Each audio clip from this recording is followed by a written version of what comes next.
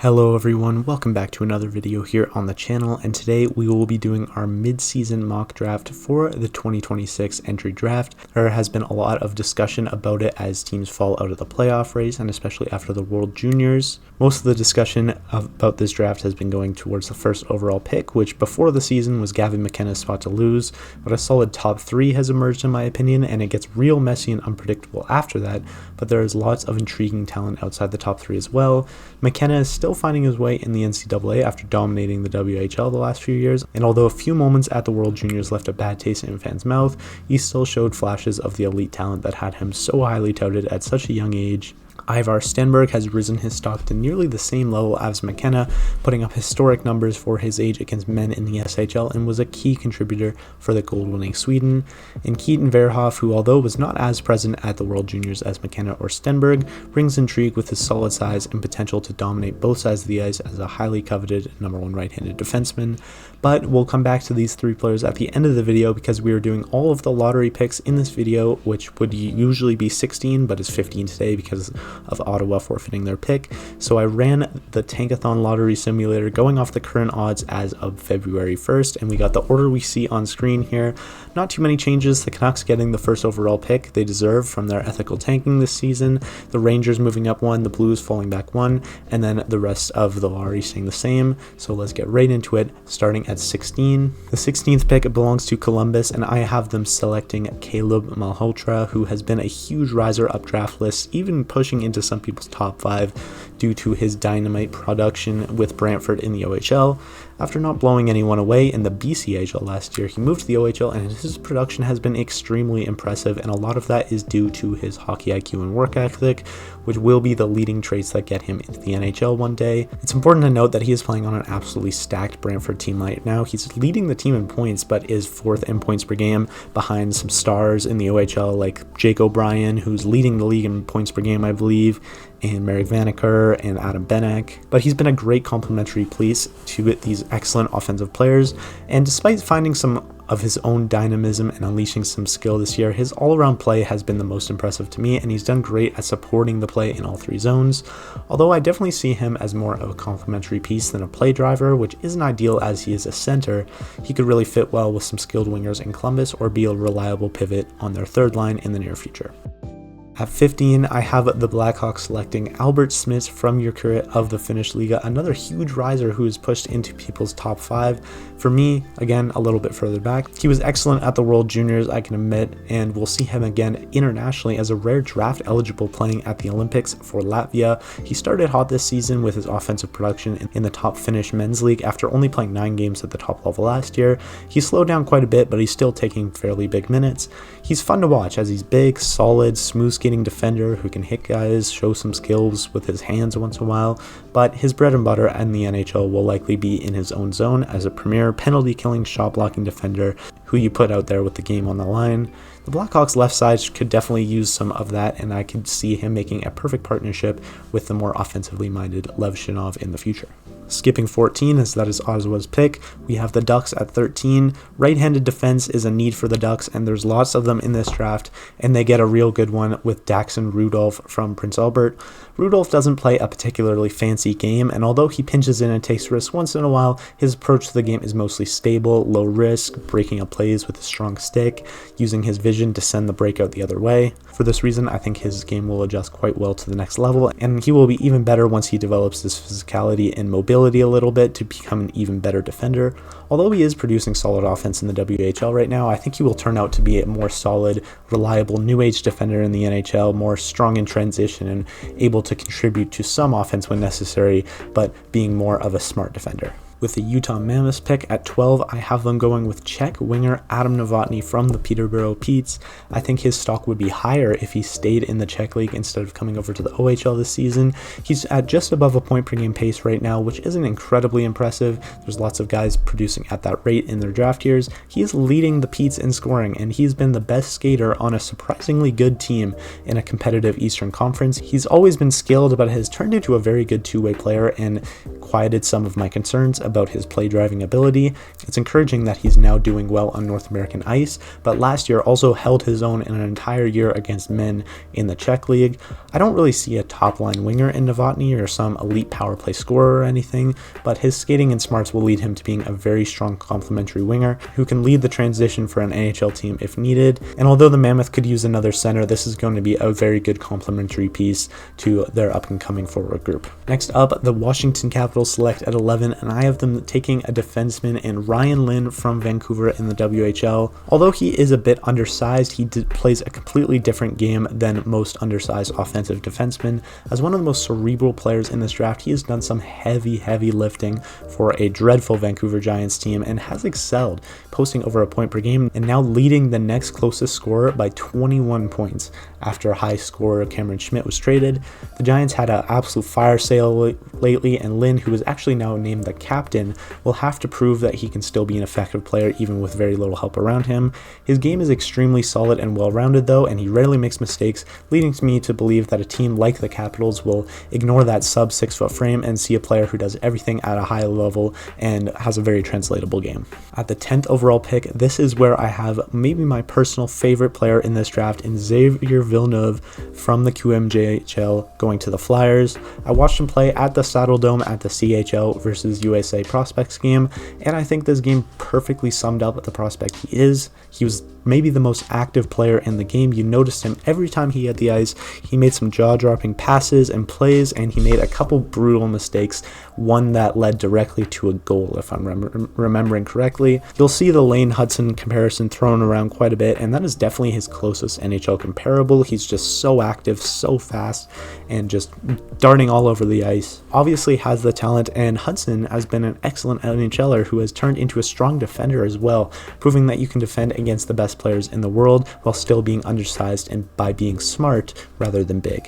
However, he's playing against easy competition right now, as we know, as the QMJHL has really had a fall from grace. And although he's doing all right there physically, considering his 5'11" and 157-pound frame, I wonder if he runs into issues similar to Zane Parekh this season, where he just hasn't needed to protect himself from hits that often in the OHL and is now being physically dominated and often injured at the NHL level with the Flames. One of Hudson's best traits, I think, is how evasive he is and how well he can dodge checks, so there's definitely a path for Villeneuve being an absolutely excellent #1 NHL defenseman, and for the Flyers, who have a big need at defense, you would take a swing on a guy who could be one of the best NHLers in this draft class. The Bruins hilariously select at 9th overall with the Leafs pick from the Carlo trade, and they pick a player here who would also be a good fit for the Leafs in center Oscar Hemming from Boston College. Hemming has had an incredibly strange draft season, initially wanting to play in the OHL but being blocked by his contract with his Finnish team, then signing with a BCHL squad but being blocked by the IIHF from playing there.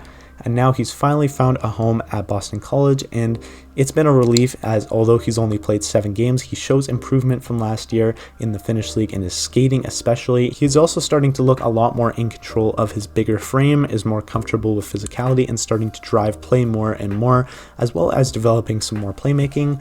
Given that we haven't seen too much of him this year, you're definitely betting on the potential, but he has been excellent internationally as well. He fits the Bruins mold of a very solid player and could be a dominant play-driving two-way center in the future. The New Jersey Devils at 8th overall, I have them selecting one of the biggest projects in the draft in Ethan Belchetz from the Windsor Spitfires. Although a more NHL-ready prospect would fit the Devils' timeline a little bit better, I don't think you can pass on a guy with as high an upside as Belchetz. His 6'5" and 230-pound frame, as well as being one of the younger players in this draft class, is what will get him drafted high, and he definitely plays like a traditional power forward, but he has some soft hands and some scoring touch as well. Given that his skating has improved, although it's not perfect, and the physical dominance he has over his peers, though, you definitely would like to see him dominating OHL competition a little bit more than he has, especially since he is on the conference leading team with a lot of other big guys like Jack Nesbitt, Liam Greentree. I think the tools, though, as well as the fit with the Devils, who need wings more than centers, makes Belchetz a very good pick at 8th overall. At 7th overall, I have the Predators selecting Chase Reed from Sioux in the OHL. This guy has really pushed into the top 4 conversation. I don't know if he'll go there, but I could definitely see why.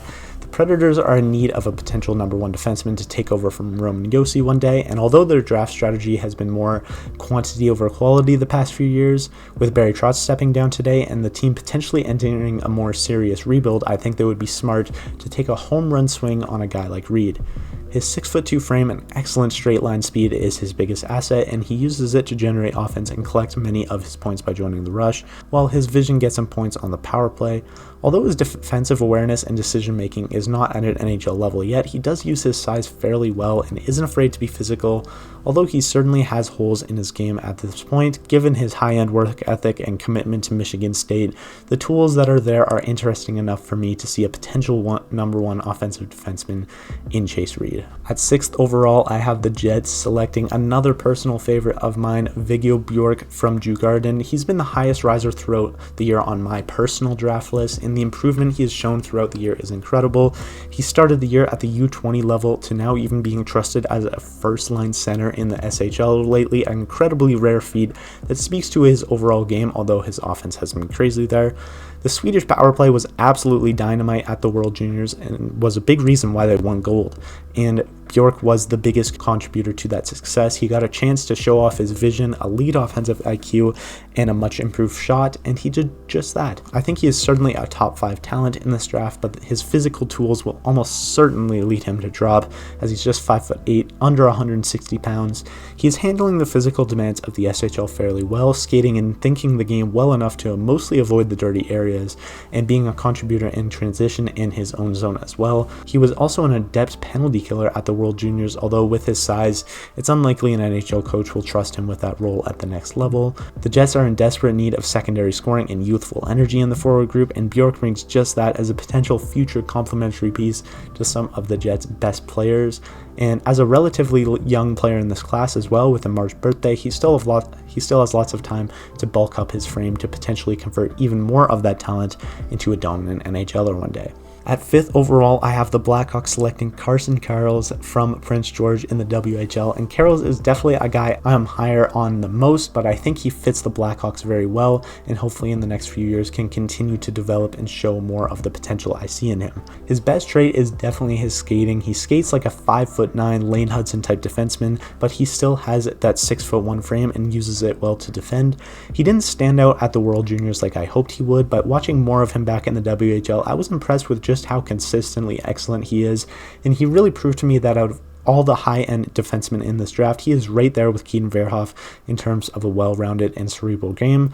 Even as one of the younger players in the class, he shows very little of the bad habits that consistently block major junior defensemen, for example, Kevin Korchinski, from advancing to the next level. He still manages to show flashes of that high-on offense as well that could land him on the top power play, but I think it's more likely he takes a more second power play, top pair, 23 minutes a game type of role, probably thriving best with an equal or better defenseman on the team rather than being the go-to guy. And with the Blackhawks, they drafted Smits earlier, as I said, and then they still have Levshinov, who can be that number one guy. So I think Chicago would be a great situation for Karels to go to have the best NHL career, and he would be a great piece for them. At 4th overall, I have my Calgary Flames selecting Tynan Lawrence from Boston University, and I am really hoping we land a top 2 pick this year, because there's lots of talent in this draft, don't get me wrong, but I don't think anyone outside of Stenberg and McKenna have true game-breaking talent. However, Lawrence, as the best center in the draft class, is probably the next best thing at forward. He started the year in the USHL with Muskegon, who he led to a league championship last year before moving to BU halfway through the season. He only has 1 goal in 9 games, but adjusting to the NCAA is a big move, and he has lots of time to tune up his game. He doesn't have nearly the skill or dynamic ability of the top 2 forwards, but rather than playing from the perimeter, Lawrence drives the middle on the rush and got many of his goals and points being the play driver in the slot in the USHL. Now in the NCAA, defenders are significantly better, and he's no longer to just outskill his way out of situations. He plays a smart defensive game though, and shows strong work ethic that makes me think he will continue to grow and adapt to a more professional suited game. He's probably not the forward you look to build a championship team around, but he should be a pretty solid NHLer, and given how dominant he looks at times in the USHL especially, I wonder if there is a truly game-breaking player ready to show itself with the right development. However, the expectation for Lawrence is probably as a two-way 60-point second-line center, which is still a very valuable piece for the Flames. At number 3, I have the St. Louis Blues selecting Keaton Verhoff from the University of North Dakota. Verhoff is a lot closer to the first overall conversation than people give him credit for, and I wouldn't be surprised if NHL GMs are very high on this guy as well. His game is extremely mature for his age, and he may be the best decision maker under pressure I have seen from a defenseman in the last few years. His poise has earned him more and more trust as the year has gone on, and his production has increased as a result. And of course, you also can't deny the physical tools, which may be his biggest argument for the first overall pick. As a right-handed 6'4" defenseman who skates well, has huge range, and uses his size to defend, he is just the dream for any coach or manager. The holes in his game, mostly relating to mobility, can be easily developed as well. Does he fit perfectly into the Blues' needs and timeline? Probably not, unless they're planning a full rebuild to build a team around him, but I'm definitely a best player available guy most of the time, and Verhoff is a truly special defensive talent. His style of play probably won't win him Norris trophies or anything, but he has a very good chance to have an excellent NHL career as a cornerstone on an NHL blue line, and a player you can rely on for a deep run in the playoffs. In the moment you have all been waiting for, at number 2, I have the Rangers selecting Gavin McKenna from Penn State. I think we've reached a point in the season where I can now say that McKenna is no longer my first overall pick.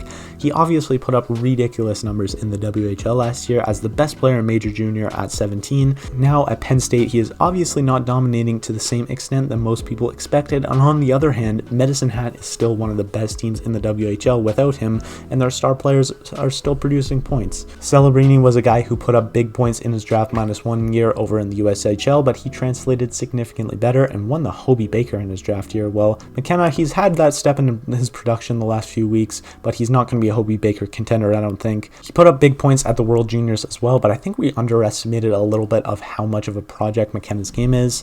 And I'm starting to get worried as we're not seeing a ton of improvement in the areas that really matter for McKenna. I wouldn't call his decision making with the puck suspect because he does have really great vision, but he's definitely going to make that high risk, high reward play at pretty much every opportunity, and hasn't shown a ton of willingness to drive the middle and go score for himself at the NCAA level, much preferring to watch the play develop in front of him and set up a scoring chance from the perimeter, which isn't a bad thing, but I'd like to see him using his skating and puck handling to drive the play and the net more often. He's also just not at anywhere close to an NHL level right now in terms of winning battles along the boards or being engaged defensively. He plays a style of game that would be very complementary to strong line mates, and if he found himself in a similar situation to Nikita Kucherov in Tampa, he could easily have a Hall of Fame career as an excellent playmaker. But given that he's going to a rebuilding team and will likely be expected to be the star of a show, he's going to have to be stronger on the puck and round out his game a ton if he wants to harness all of the unbelievable talent that he has. I could see him having a very similar early career trajectory to Jack Hughes' career so far, who is definitely a very talented player but had plenty of injuries. The Devils haven't seen much success with him leading the team. Going to the Rangers in this universe, who have had plenty of struggles developing their high draft picks, it would definitely have me a little bit worried, but I've dogged on McKenna a lot. He's still ridiculously talented, and you cannot pass on that dynamic potential. And finally, at first overall, I think you guys have figured this out. I have the Canucks selecting Ivar Stenberg from Frölunda, and I'm finally ready to say that Stenberg would be my choice for the first overall pick. Stenberg is nearly a point per game in the SHL, miles above other elite Swedes in their draft years, such as the Sedins, Nicholas Backstrom, Leo Carlsson. His game isn't completely polished yet, and much like McKenna, he could use some work in the defensive zone like many draft eligibles, but he has taken big steps this year in all parts of his game, and I'm a guy who really likes to see year-over-year progression for prospects. Stenberg is certainly comfortable playing the east-west perimeter type game that McKenna prefers to play, but what has really separated Stenberg from me is how much stronger he is on the puck and willing to stay engaged to find scoring opportunities for himself. Both of them are strong skaters, but Stenberg uses that agility to protect the puck and isn't scared to rush it up the middle of the ice. And although he isn't perfect, his decision-making has steadily improved through the year, and he is finding the right balance between making that fancy pass or deke and making the simple play. And I think this was really highlighted at the World Juniors, where he got better as the tournament went along and was such a key contributor to the Swedes' last few games. Although he would be a great complementary piece as well, I think another separating factor from McKenna for me is that Stenberg would fit better as the main piece you build around on a rebuilding team. And much like McKenna, he's got tons of talent and seems willing to grow and improve in any way possible. Does McKenna maybe have the better tools and more dynamic ability? Yeah, probably, but Stenberg has star written all over him. I do think it's very close though, and in a way I envy the team that gets the second overall pick and won't have to choose between these two amazing players. Some honorable mentions: Elton Hermansen is having a good season over in the Allsvenskan, Marcus Nordmark in the U20 Swedish League as well. Ryan Rubrek has had a fall from grace, but he still has some potential. JP Holbert is putting up some elite production in the WHL, so it is a fairly deep draft, and especially on defense, but there really is quite a big gap between that top 3 and the rest of the draft, so I'm hoping my team gets a top 3 pick. But anyways, who do you think will go first overall, McKenna or Stenberg? Leave your prediction and any other thoughts down in the comments below. Thank you for watching. Like if you enjoyed, subscribe to see more, and I'll see you all in the next one.